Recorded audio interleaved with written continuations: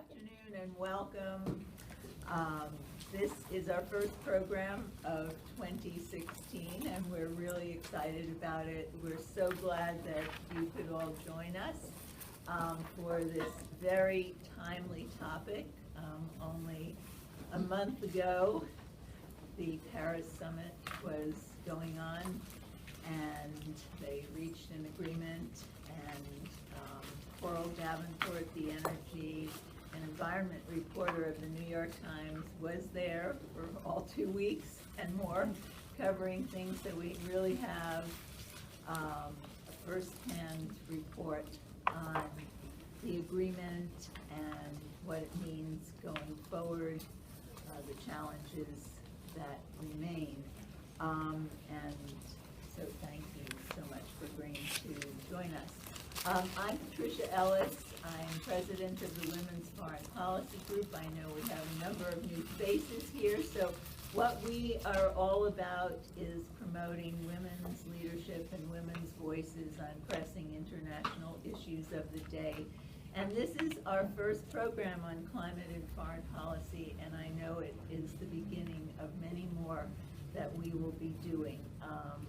I've wanted to do something on this issue for a long time, and the timing is just perfect now. And so please, those of you who've never been with us interested in this issue, please look out for more programs on this subject. The topic today, the Paris Agreement, a historic turning point or a toothless political symbol. Before I introduce our speaker, I would just like to recognize the WFPG board members who are here with us today. Our board chair, Ann Stock, Teresa Lord, Gail Kitch, and our newest board member, Allison Ford. Hello. Yes. So also a warm welcome to all our diplomatic colleagues, U.S. government, UN representative, our partner from the UN Foundation, and our colleagues from the Wilderness Society, from whom we lease space. So we're very glad that you could join us. We're working on a great schedule of upcoming programs, and Coral will also be speaking to our members in New York. So if you have friends and colleagues up there on January 15th, she'll be speaking at IIE. Actually, we have some from IIE here. And please alert them, because it will be a great opportunity. So in DC, our next event will be actually next week, totally different kind of event, one of our Embassy Series events, being hosted by the Ambassador of Bulgaria. Interesting topic, Bulgaria on two front lines, struggles with Russia and Turkey. It should be really fascinating given all that's going on in that region, so hope you can join us. We will also be holding our DC Mentoring Fair on February 3rd at GW. We also hold one later in the month at NYU. We are still looking for mentors from all fields, all ages, all backgrounds, so anyone who is interested, it is really a great opportunity. It's something near and dear to our heart. It's a great way to give back to the next generation. So we hope that you can participate. So now it gives me great pleasure to say a bit more about Coral Davenport and her impressive career. First of all, many thanks. She participated in our 20th anniversary conference and was the moderator of a great panel looking towards the future. So Coral joined the New York Times in 2013, and as I mentioned, she covers energy and environment. I'm sure she has been very busy since she joined the New York Times. She previously covered energy and environmental policy for National Journal, Politico, and Congressional Quarterly. And she was a freelance reporter in Athens, Greece. Not a bad assignment, covering everything from politics, economics, food, travel, and culture for a wide variety of publications, and she got her start, like many journalists, in a small paper, the Daily Hampshire Gazette in Hampshire County, Massachusetts, after graduating from Smith College. So please join me in welcoming Coral Davenport. Thank you so much for that introduction, Pat. And thank you so much for having me. It's great to be here. On December 12th, a little after 7 p.m., in the convention center at Le Bourget, about 30 miles outside of Paris, French Foreign Minister Laurent Fabius gavelled in the Paris Agreement. It was kind of a shock. We didn't realize the gavel was going to come right at that moment. As soon as he did it, I was in the room, it exploded with cheers, crying, applause. It was an intensely emotional moment. Everyone was, all of the delegates were saying, this is historic, we're here while history is being made. And I sat back with a bunch of fellow journalists and we said, and we had thought about this before we were preparing to file our final story. We said, do we say this is historic? Is this history? Are we watching a historic moment where we're going to look back and tell our kids we saw this, or is this just going to be, eventually another blip on the radar? And we'll know the answer to that for sure, I think, in about 10 years. But we will start to see the signs sooner than that. The first way in which we'll see signs, in which we'll know that the Paris Agreement is truly different from what's come before, that it has teeth, that it's being enforced, that it's changing the global economy, is if it sends a market signal. If the governments it was 196 parties to the Paris Agreement. If those governments all start actually doing what they have signed on and said they're going to do, we should really see global financial markets moving money away from fossil fuels. That will be, I think, the first signifier. The policy sending the signal to the markets. The markets are not acting altruistically, they're acting on what investors see as long-term policy shifts. So why should governments do what they say they're going to do?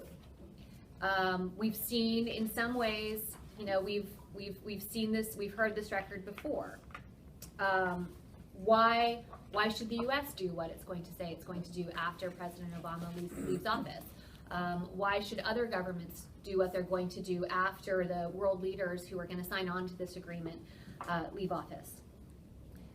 So there's some reasons to think that they will. The Paris Agreement as a legal agreement is fundamentally different from its predecessors. It's different from Copenhagen and it's different from Kyoto. These are the ways in which it's historic just as a legal agreement. It's universal, number one.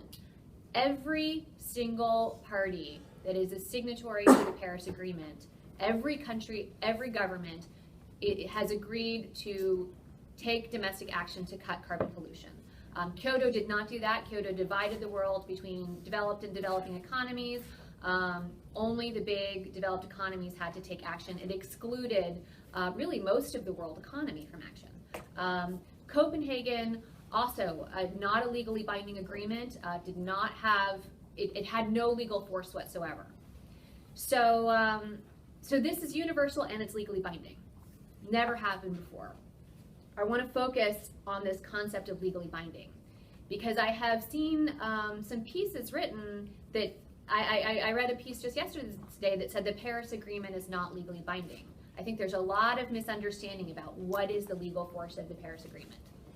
It is a hybrid agreement. It was a hybrid that the legal obligations of the Paris Agreement were very carefully worked out with the United States in mind. All the parties understood that they didn't want a repeat of Kyoto. They didn't want to agree to something that would be legally binding if the U.S. took it back for ratification by the Senate. So it's not quite half and half. I think it's a little more legally binding than not. It has elements that are legally binding that have the force of international law, the force of a treaty. How can it have that if it's not a new treaty? The elements that have the force of a treaty are done under the umbrella of an existing treaty, the 1992 United Nations Framework Convention on Climate Change. The pieces of the Paris Agreement that fall, and this is a little in the weeds, but it helps explain kind of how this works. The pieces of the Paris Agreement that fall under the existing UNFCCC treaty have the strength of a treaty. There are other pieces of the Paris Agreement that don't have the strength of the treaty, and if you read it, it's actually not that hard to read. You can tell the difference. Any clause that has the word shall is legally binding. Anything that doesn't is effectively voluntary. So what's legally binding and what's not?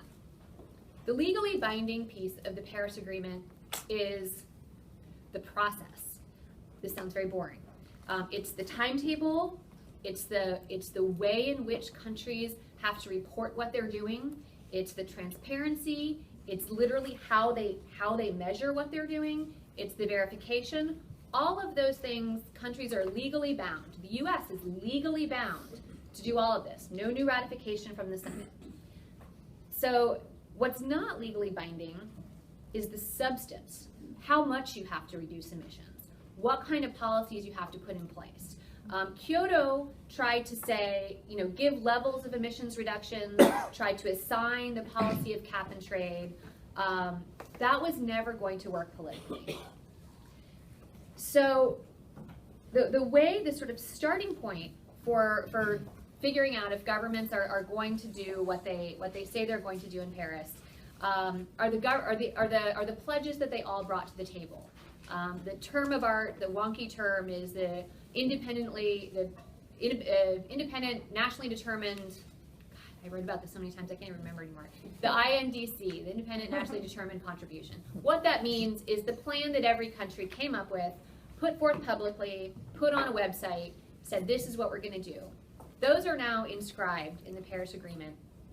And what the agreement legally binds countries to do is to say starting in 2015, everyone has to come back to the table every 5 years with a plan that is stronger than your previous plan 5 years ago.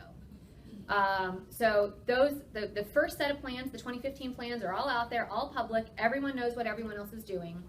So the time the ticking starts now. In 2020, you have to publicly show what you're doing. You have to line it up with the apples to apples, same metrics with what you put out before, and you have to keep coming back and doing that. Not legally binding what the substance is. So you could come back to the table with something that is 1%, cuts emissions by 1% more, and you've met the letter of the law. So how do we know countries won't do this? How do we know that countries won't just come back and say, well, here's my next round, here's my ratchet up, I've met the letter of the law, but I've barely done anything. I've done a degree more than necessary. The way in which the delegates structured this is to use the legally binding force of process to push and create as much political peer pressure as possible. And it's a question. This is the open question. Will it work to get countries to bring forth stronger pledges? And the analogy that I use on this is, imagine you're in school. Imagine you're in a class with 195 of your peers. The teacher gives you an assignment. Everyone has to go home and come up with their own plan to cut their personal carbon footprint. That's your assignment. And at the outset, you won't be graded on your plan. You won't get an A, you won't get an F, you won't be punished, you won't be fined. You can produce a terrible plan, and there will be no legal or any kind of punishment for you. But here's what you do have to do. You have to come back to an assembly with all of your peers, and everyone has to get up and show what they've done, show all their work. And everyone also has to put their plan online for not just all your peers to see, but for the whole world to see, completely public. You have to be open for comparisons to be made.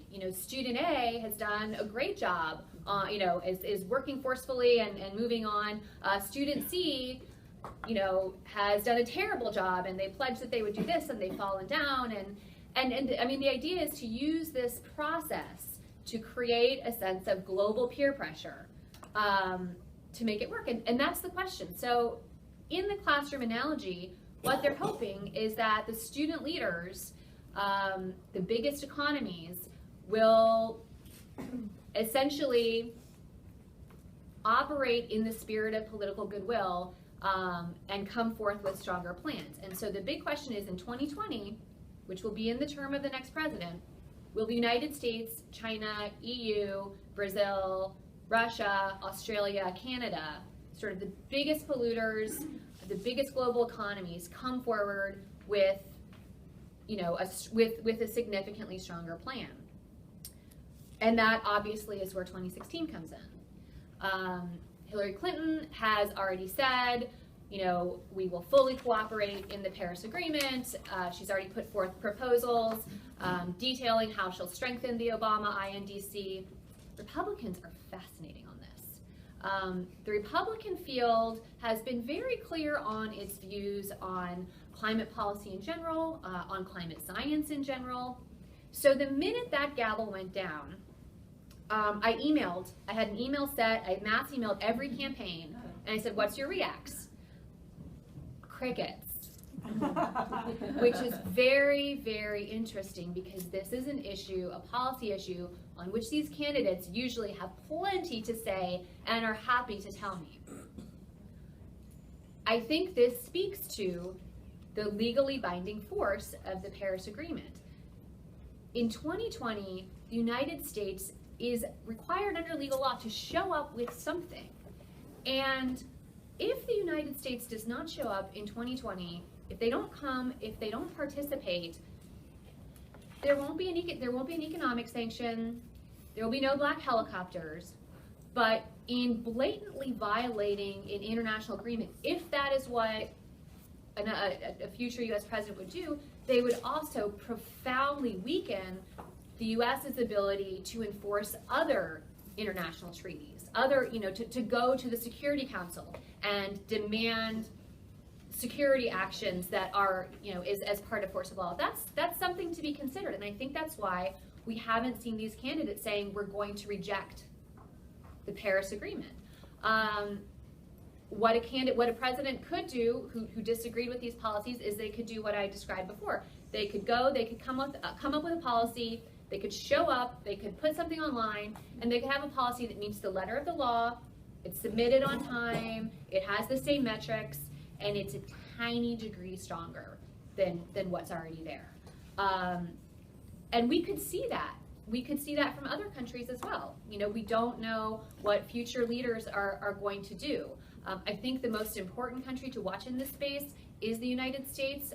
At the moment, the United States is the only country in the world in which we're likely possibly to see a future leader that does not acknowledge the science of climate change. I think in other countries, there's definitely a possibility that we'll see leaders that do not want to move as aggressively, aren't as concerned about this. But this will be one where that will be the question.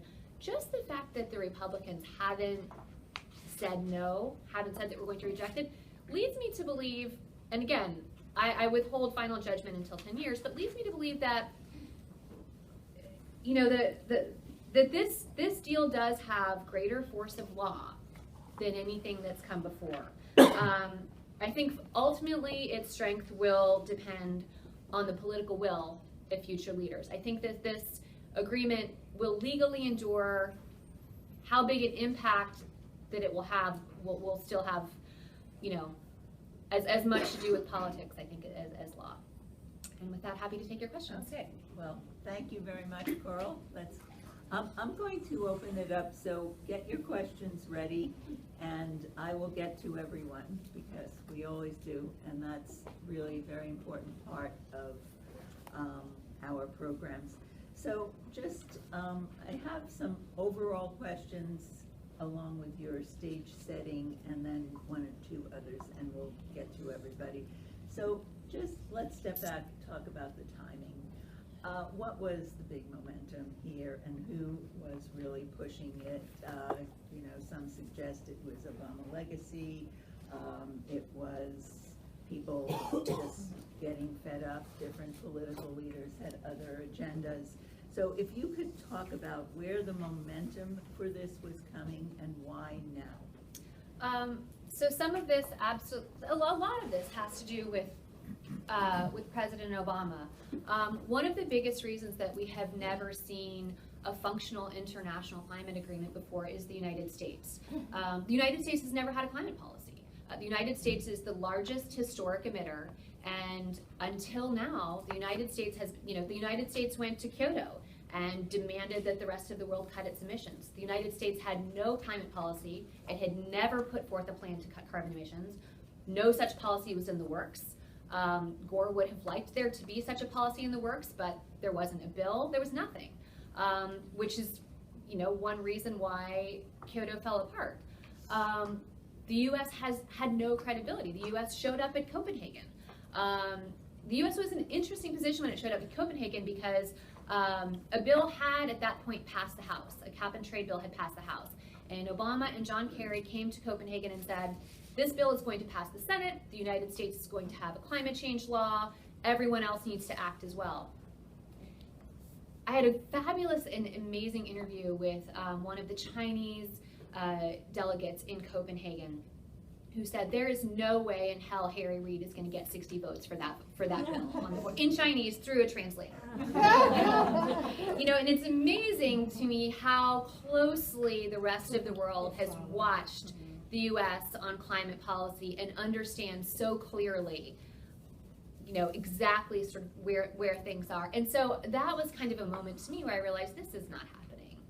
No one believes the United States, and they were right. The bill fell apart. There was no climate policy. So Obama came into his second term. He knew that 2015 was coming up. He knew that there was no chance of getting a climate bill through Congress. So he used a tool that he had available, which was the Clean Air Act.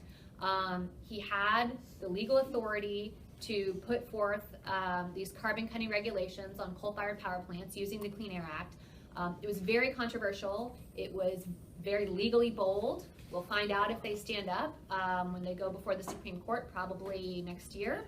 But he did it, and he didn't need Congress. And there's now several sets of major new regulations in place that are going to lead to the shutdown of hundreds of coal-fired power plants, that are forcing U.S. automakers to aggressively build and try to market electric vehicles. These policies have fundamentally changed what the U.S. is doing, and now, for the first time, the U.S. can go to the table at these negotiations and say, we've got something. We've got a policy in place. We're acting. Game changer. Second game changer, air pollution in China. Chinese government, I don't think they care that much about climate change. They care a lot about the bad air in China. They care a lot sort of about the protests about this, sort of the citizen unrest about it. They're interested in cleaning up the air. That means regulations on coal plants. Secondary benefit to that, you cut your carbon emissions. So domestically, the two biggest polluters were working at home of their own accord, not with any kind of outside force.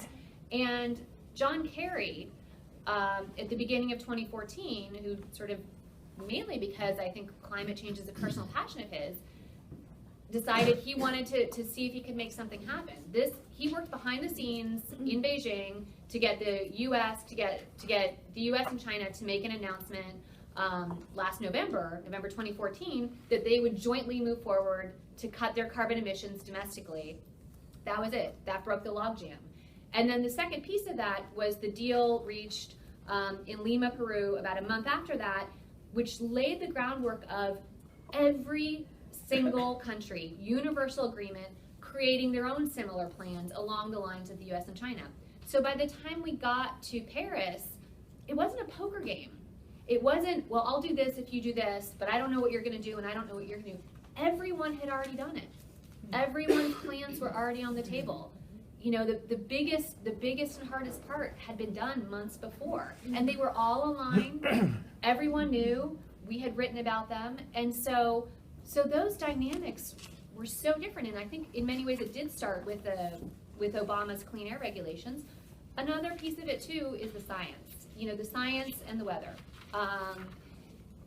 The science has shifted. At the time of Kyoto and the time of Copenhagen, the IPCC reports were telling us, climate change is this apocalyptic future that's going to afflict your children and grandchildren.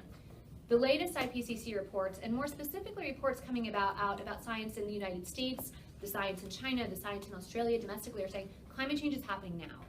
Climate change is directly responsible for the drought and wildfire in Australia, for droughts and wildfire in Texas. It's exacerbating and contributing to the drought in California. And so new reports have come out showing that it's contributed to extreme weather in China. That's a game changer too. When lawmakers start feeling, and policymakers and voters start feeling like this is something that is affecting them now, they care so much more about themselves than they do about future generations. And I think that is true. I think those are the pieces that were the big game changers. Okay, just a few more things. In terms of the key winners and losers, people unhappy and happy, could you just tell us about that? And how well did those pushing for women and girls getting special attention do? The biggest loser is the the international coal industry. Coal is the biggest fossil fuel polluter. I think, again, we might already be starting to be seeing some of the market signals there.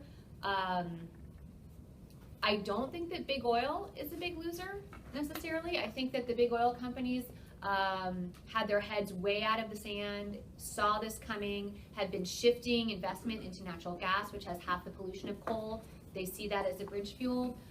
Coal, far and away, is the biggest loser. And thus, coal industry, coal miners, communities that economically depend on coal, all the big losers.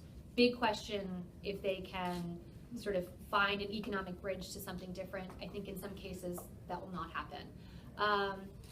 Those who were unhappy, so this was countries too. Yeah, so we weren't sure that we would get a deal on this, or that we weren't sure that we would see a deal on this, just because in order to get a legally binding deal, you need unanimous consent. Every single country. One country can end the whole process. So a lot of countries, we saw this in Copenhagen, who don't really object to the deal in and of itself. They object to the process. They want to make a point about sort of, about this global process and about globalization, about big countries stepping in. And so countries that we thought might kind of jam up the works at the last minute, Venezuela, Saudi's a big loser, probably. Petrostates in general, Russia, we thought might kind of jump in as a petrostate. Russia might not do well in this. And Bolivia was another country that we thought maybe was going to try to jump in and make a political point. And one thing that was different in this, several people said this, is coming into the Paris talks, there was such a sense of sympathy for France after the terrorist attacks. Because this French government has put so much into these talks. This French administration, and they were so clearly engaged, they were so emotional. When all the world leaders came on the first day of the talks and they gave their speech, every single one sort of made reference to this moment for France. And there was a sense of, this is not the moment to be the skunk at the garden party. This is not the moment to be the one to give a black eye to France. And if you can live with this deal, and really, I mean, the countries that are going to have to do the most are the G20. Smaller countries, especially since you can you can craft your own emissions plan however you want it. There was a sense of, if you had been planning to use this moment to make a big black eye, because we really thought Putin might do it. Putin loves to do this kind of thing. And I think that contributed to sort of countries that didn't feel great about it, choosing not to sort of take that moment, even though we know Venezuela, Honduras complained. Again, every petrostate kind of grumbled, but sort of thought, well, we can live with it and we won't choose this moment. Anything on the women's side? I mean, that was a side event. I mean, this is fundamentally an issue about changing the global energy economy. I would not say that got much attention. Okay, and just lastly, because you talked about political will and leaders and governments coming and going, how important is the role of the business community, not only in terms of their commitment, but also in terms of the development of new technologies that are going to help countries? New technology is huge, and that will, I think, be a huge part of the answer to the question of whether this thing actually works or not. All of this relies on the idea that, once that market signal is sent, driving investors away from cheap fossil fuels, you need alternatives. You need cheap, widely available battery technology that can drive SUVs just as well as gasoline does today. That doesn't exist. You need breakthrough, again, and to store wind and solar. For wind and solar to be fundamentally, a reliable source of base load electricity, you need big breakthroughs in technology. If those breakthroughs happen, in some ways you could see this unfold on its own without a lot of strong policy, because the market will shift towards those cheaper forms of energy no matter what. If they don't happen, it will be very, very hard to see how emissions are reduced in an economically sustainable way. And I think that you will see countries instead meeting the letter of the agreement rather than aggressively pushing forward with stronger plans. So I think, in this, we will need to see a breakthrough in energy R&D at the same scale and scope that we saw in IT in the 90s for this to happen. Great. Okay, we'll open it up